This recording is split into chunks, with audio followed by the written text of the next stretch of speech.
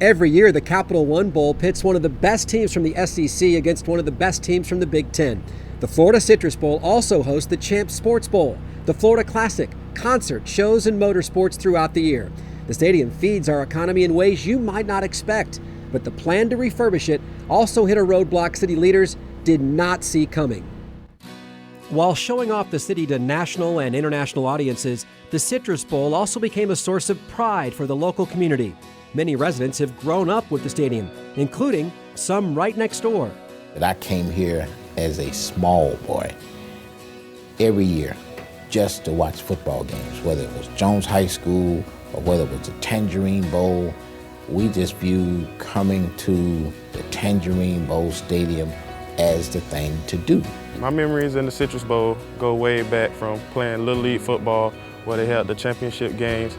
I went from Little League to high school, where I went down the street at Jones High School. Being able to just play my last college game was the best experience that a college player can leave out of playing in his hometown. Here's the athlete. Jarvis Williams comes back home to Orlando. His high school not far away here from this Florida Citrus Bowl Stadium. I have a 4-year-old son getting ready to play Little League football.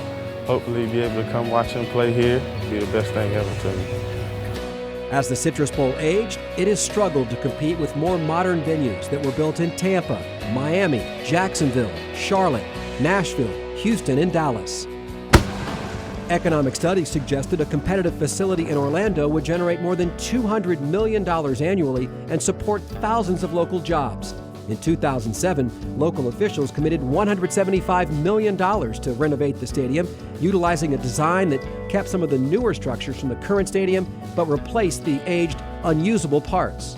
The prior renovations to this facility back in 1976 and 1989 really weren't renovations, they were additions. We added upper decks, we added new facilities. This facility has never been renovated.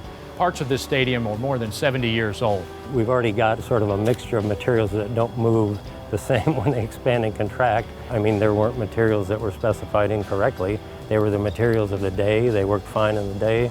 They're just old. But when we built the final product, the upper decks, concrete has a pretty long life expectancy. We can add a brand new seating bowl inside without any disruption at all to the upper bowl. The city and county and business leaders who thought through the renovations back in 1989 were very smart.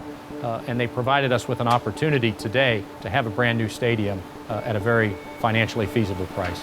The plan that they've come up with now is just a culmination of what when we started the original master plan back in the late 80s, and what we wanted to do with the facility, what the community wanted to do. And this is just the next step. We're just finalizing what we started back in 1989. After renovations were approved in 2007, new opportunities arose. Neutral site games featuring Notre Dame and Florida State were booked.